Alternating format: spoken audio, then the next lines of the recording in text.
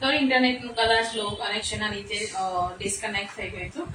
હવે આપણે આદુ મરચાં લસણની પેસ્ટ ઉમેરીને ફરી એક વખત મિક્સ કરી લઈશું.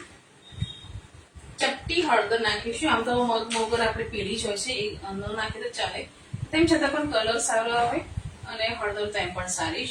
શિયાળો ચાલુ થઈ રહ્યો છે. નાની ચમચી હળદર, સ્વાદ પ્રમાણે મીઠું લઈશું. લગભગ આટલું મીઠું જોઈશે જ, 1 સ્પૂન જેટલું. સરસ ફરીથી એને એક વખત મિક્સ કરી લઈશું. મગની દાળમાં આપણે જો ફ્રૂટ સોલ્ટ ન નાખીને સરસ છીણી લઈએ તો પણ ચાલે, પણ તેમ છતાં પણ મેં એને આજે ફ્લફી અને સોફ્ટ બનાવવા માટે આપણે ઈનો ફ્રૂટ સોલ્ટ એડ કરવા જઈ રહ્યા છે. 1/2 ટીસ્પૂન જેટલો ઈનો અથવા ફ્રૂટ સોલ્ટ. કન્સિસ્ટન્સી એડજસ્ટ કરવા માટે આપણે થોડું પાણી ઉમેરીશું અને ઈનો પણ એક્ટિવેટ થશે.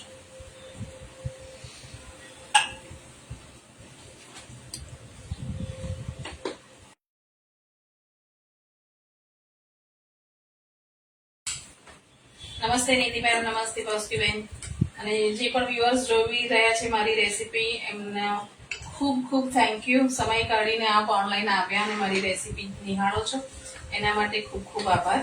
એક વખત આપણે સરસ રીતે એને મિક્સ કરી લઈશું. આજની મારી રેસીપીનું નામ છે મૂંગ દાળ અપ્પે.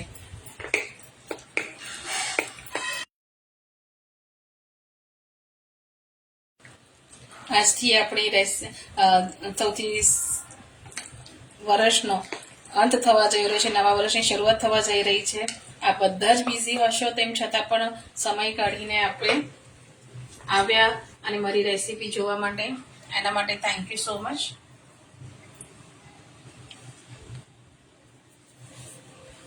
થેન્ક યુ ભાસ્કીબેન. Happy Diwali in advance you two.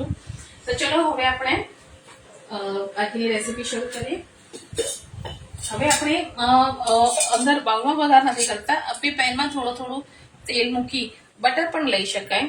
અત્યારે મેં તેલ લીધું છે અને માં બહુ તેલ નથી વપરાતું, આપ સૌ જાણો છો, પણ આપણે રહી અને તલ તતડે એટલું આપણે લઈશું. મારી અપ્પી પેન લગભગ ગરમ થઈ ગઈ છે.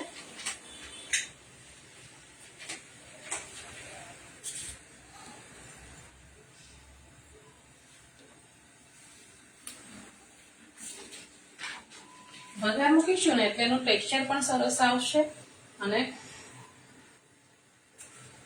લાગશે પણ સરસ. રાઈ નાખી દીધી છે આપણે. રાઈ તતડે એટલે આપણે એમાં તલ અને હિંગ ઉમેરીશું.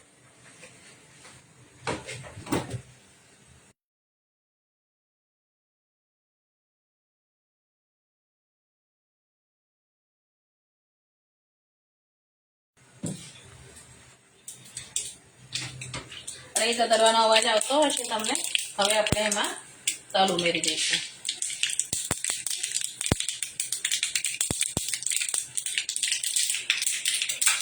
ચટકી જરાક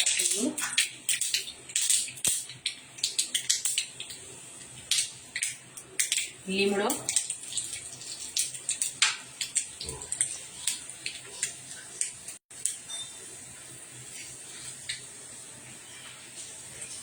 અને હવે આપણે એમાં બેટર ઉમેરીશું.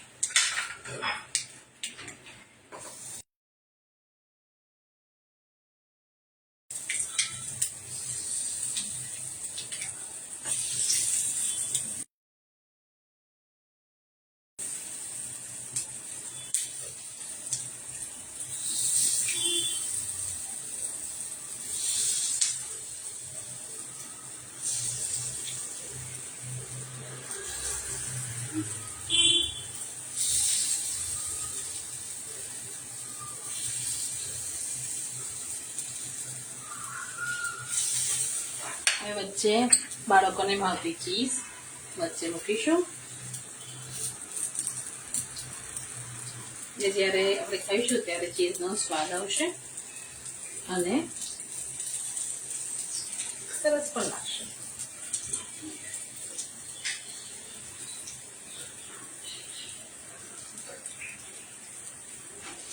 હવે આને આપણે ઉપરથી કવર કરી લઈશું.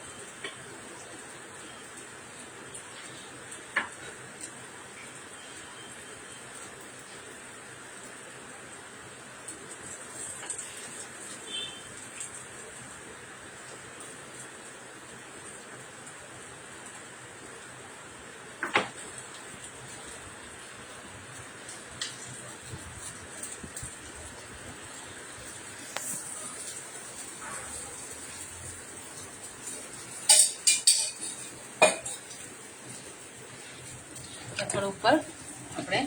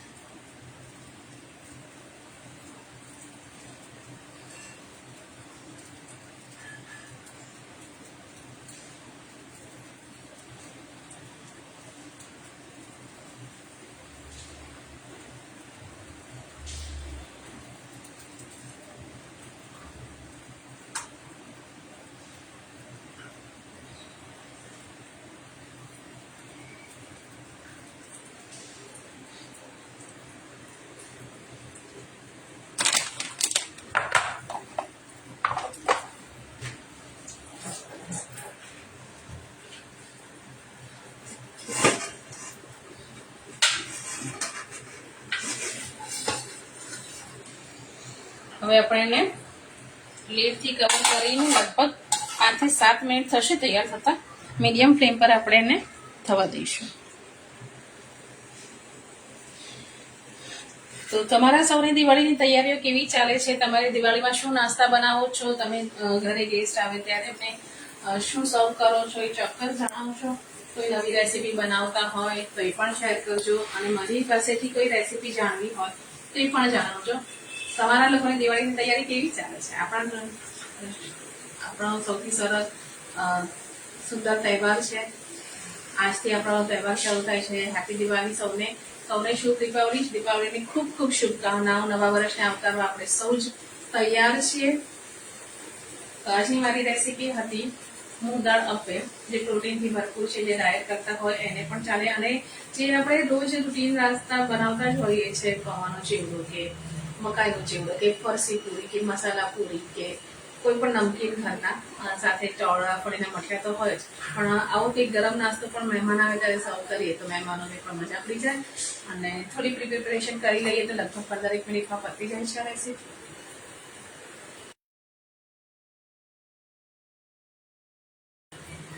નમસ્તે દીપા.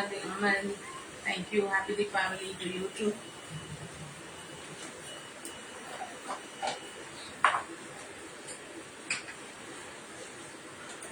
એક વખત આપણે ચેક કરી દઈશું કે આપણે થોડા આયા છે કે નહીં.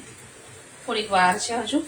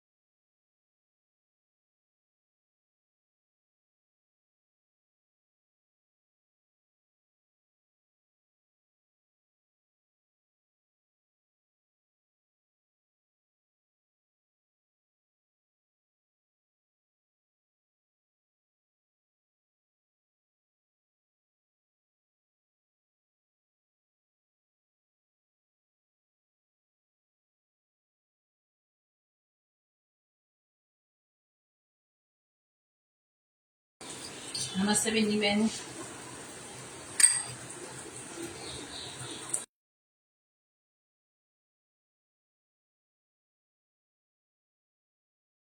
અપ્પેને એક વખત ઊંધા કરી લીધા છે, પલટાવી લીધા છે. હજુ 3-4 મિનિટમાં આપણા અપ્પે રેડી હશે. આપણે એને અત્યારે કેચઅપ સાથે સર્વ કરીશું. તમે કોથમીર પુદીનાની ચટણી અથવા આંબલીની ચટણી તમે જે પસંદ એની સાથે સર્વ કરી શકો. તો આજની મારી રેસીપી લગભગ આપણે ઘણા બધા ઘરે બનાવતા છે, લો કેલરી અને તળેલું જ્યારે બધા ખાઈને કંટાળેલા હોય અને રૂટીન નાસ્તા બી કંટાળેલા હોય ત્યારે આવો હેલ્ધી નાસ્તો આપણને ભાવે છે. મેં મગની દાળના અપ્પે બનાવે છે. એમાં મેં પનીર, અનિયન, કેપ્સિકમ અને રૂટીન મસાલા નાખીને અપ્પે બનાવે છે. મગની દાળનો અથવા ફ્રૂટ સોલ્ટ ન વાપરો તો પણ ચાલે. આજે મેં યુઝ કર્યું છે. આપણે ફરી એક વખત અમૂલની પ્રોડક્ટ જોઈ લઈએ. Cheese, paneer, butter, chocolate hazelnut spread, cocoa flavoured milk અને Amul cheese sauce, Amul milk powder. અમૂલના ગુજરાતી ફેસબુકના પેજ લાઈવ માટે હું અમૂલ્ય ટીમનો, પિયુષ સરનો અને સૌ આખી ટીમનો આભાર માનું છું. Thank you so much. આપણા આપણે તૈયાર થઈને રેડી છે, તો આપ સૌ પણ તૈયાર જ છો ને? નમસ્તે વિભૂતિબેન, thank you so much live આવવા માટે.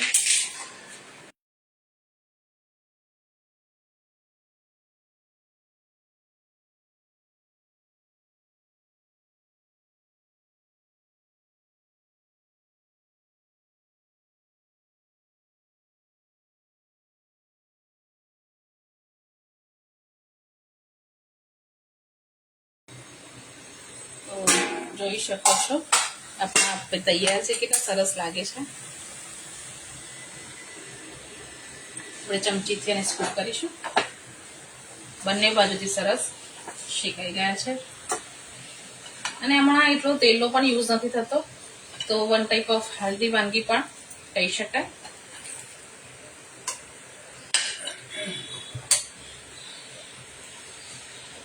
થોડો શેપ એનો અનઇવન થયો છે, એના માટે હું આપી શકું છું. આપણે સર્વિંગ પ્લેટમાં એને સર્વ કરીશું.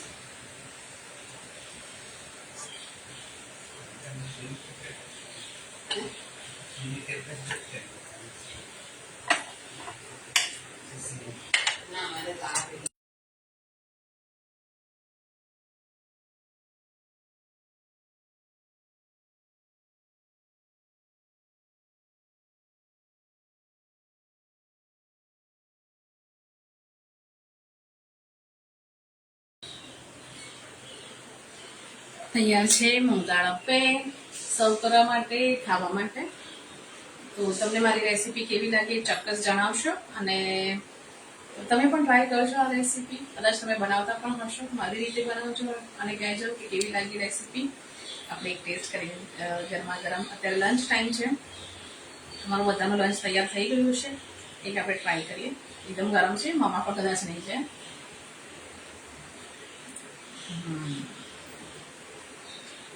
સુંદર અને સોફ્ટ બન્યા છે, તમે જોઈ શકો છો એનું. અને ચીઝ મેલ્ટ ખાઈને કેવું સરસ લાગે છે. સી,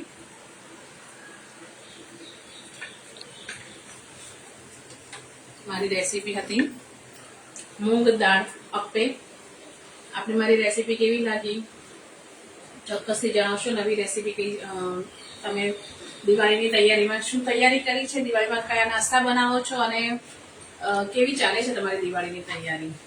આપ સૌને એડવાન્સમાં આજથી, જો કે 11થી આપણે કહીએ કે આપણો દિવાળીનો તહેવાર ચાલુ થઈ ગયો, તો આપ સૌને એડવાન્સમાં શુભ દીપાવલી અને નવા વર્ષની ખૂબ ખૂબ શુભેચ્છાઓ, શુભકામનાઓ. Thank you so much. Thank you Amul. Thank you. આવજો. નવા વર્ષે ફરીથી મળીશું.